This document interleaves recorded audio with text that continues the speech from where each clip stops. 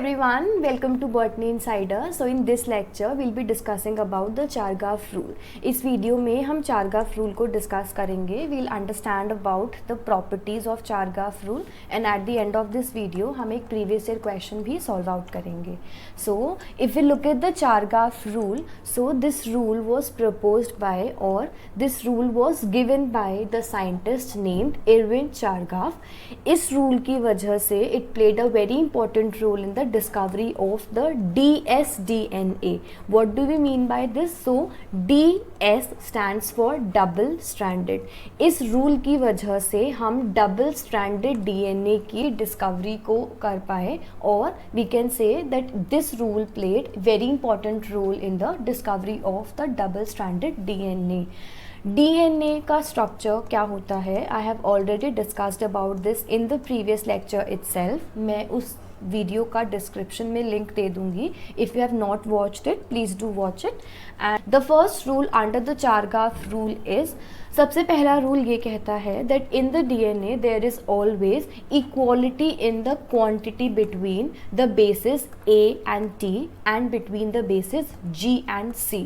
सो इस रूल के अकॉर्डिंग पहला रूल ये कहता है कि अगर एक DNA का स्ट्रक्चर है जो हम स्टडी कर रहे हैं, तो इस DNA के स्ट्रक्चर के अंदर एडेनिन और थाइमीन का अमाउंट हमेशा सेम रहेगा और ग्वानिन और साइटोसिन का अमाउंट हमेशा सेम रहेगा. For example, if we have adenine as 20 of them being present for consideration, हमने एग्जाम्पल के लिए 20 लिया है, तो थाइमीन का अमाउंट भी 20 ही होगा. इन द सेम वे अगर ग्वानिन का अमाउंट 40 है तो साइटोसिन का भी 40 होगा. What is adenine, guanine, cytosine and thymine, हम पिछली वीडियो में इनको अच्छे से डिस्कस कर चुके हैं. So I will put the links of the previous 2 videos in the description box. You can check those videos ताकि आपको ये टॉपिक्स अच्छे से क्लियर हो जाएं. एंड इन एडिशन इसके साथ साथ व्हाट हैपेंस इज, अगर एडेनिन और थाइमीन साथ में इकट्ठे एक जैसे अमाउंट में प्रेजेंट होंगे, एंड सेकेंड वन इज़ कि एडेनिन और थाइमीन हमेशा डबल हाइड्रोजन बॉन्ड के थ्रू जुड़े हुए होंगे. That is adenine and guanine would be joined to each other by the help of 2 hydrogen bonds. And guanine and cytosine के बीच में 3 हाइड्रोजन बॉन्ड्स होंगे. We have to remember about this कि adenine और thiamine में 2 bonds ही होंगे हमेशा और ग्वानिन और साइटोसिन में हमेशा 3 बॉन्ड्स प्रेजेंट होंगे. So this is what is written here that the rules of the base pairing और द न्यूक्लियोटाइड पेयरिंग आर. पहला रूल कहता है कि adenine and thymine, that is the purine adenine, will always pair with the pyrimidine thymine. हमने last video में discuss किया था कि न्यूक्लिक एसिड्स के अंदर नाइट्रोजनस बेसिस प्रेजेंट होते हैं. इन नाइट्रोजनस बेसिस के 2 टाइप्स हैं. First one is the purine and the second one is the pyrimidine. In the purine we have adenine and the guanine. In the pyrimidine we have the cytosine, uracil and thymine. So purine हमेशा pyrimidine के साथ ही pair up करेगा और DNA के case या फिर RNA दोनों के केस में एडेनिन और थाइमीन हमेशा पेयर अप करेंगे with each other by the help of 2 hydrogen bonds और ग्वानिन और साइटोसिन हमेशा पेयर अप करेंगे with the help of 3 hydrogen bonds. And in addition अगर हम RNA की बात करेंगे, whenever we will look at the structure of the RNA, we have already discussed, हम ये डिस्कस कर चुके हैं कि RNA के अंदर थाइमीन प्रेजेंट नहीं होता, उसके प्लेस में we have the uracil. So what happens is adenine would pair up with uracil and the guanine would pair up with cytosine.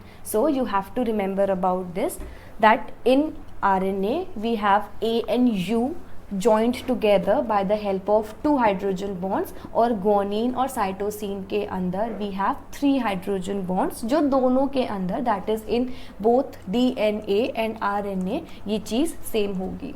So this was about the first rule.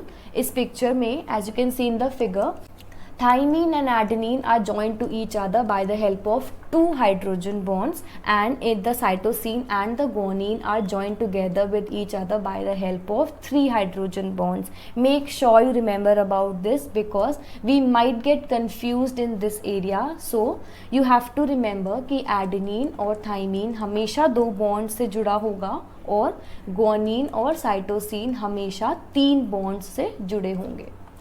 So the second rule, first rule was about कि pairing कैसे होगी.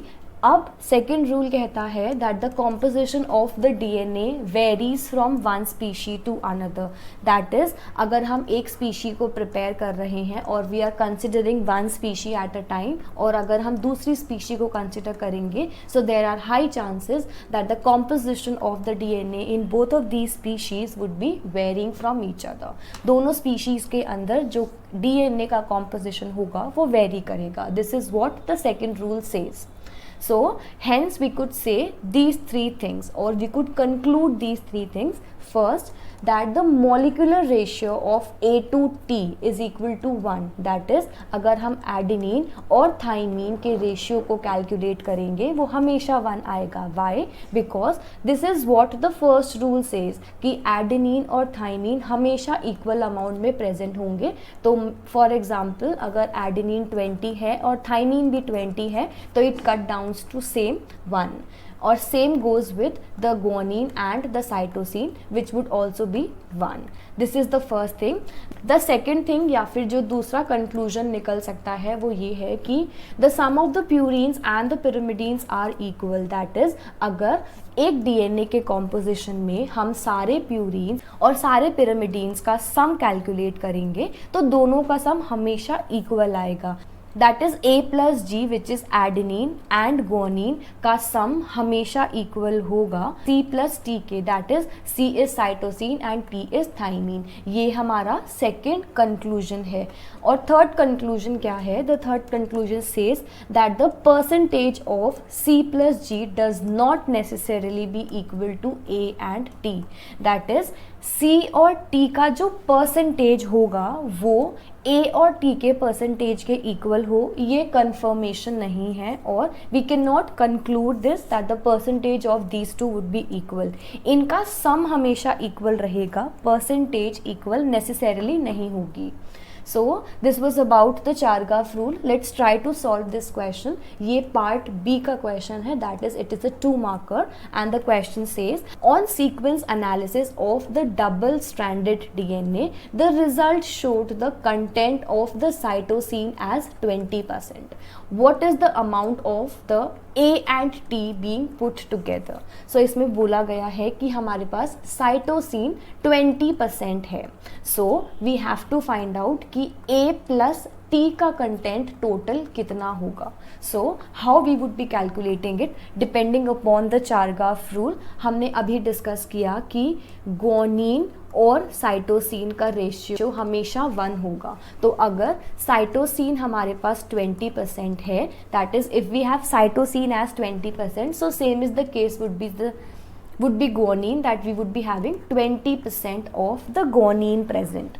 So if we have guanine plus cytosine as 40% in total, which is 20 plus 20, so what is the answer for this? As we know, the maximum percentage of any quantity could be 100%. So if we have 40% of the C and G and we are talking about DNA, हम DNA की बात कर रहे हैं, तो DNA के अंदर 4 ही nitrogenous bases होते हैं. That is, the first one is adenine, then we have thymine, guanine and cytosine. So we know the content of C and G which is equal to 40%. So for calculating the percentage or for calculating the total amount of A and T put together, what we have to do is plus G is equal to 40%. How? We have just discussed. So now we have to find out for A plus T. How we would be finding out? We know that C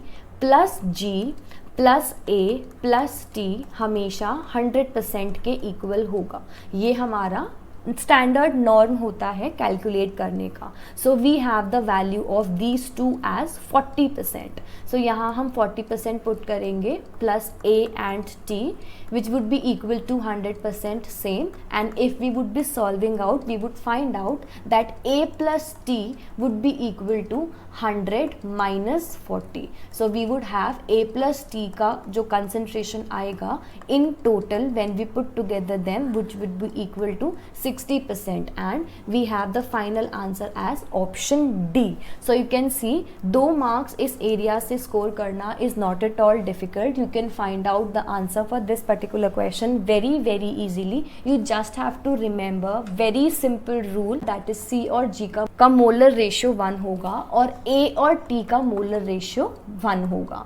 so if we have got the value for the first one in the question, तो हम second का उसमें put करके same निकाल सकते हैं.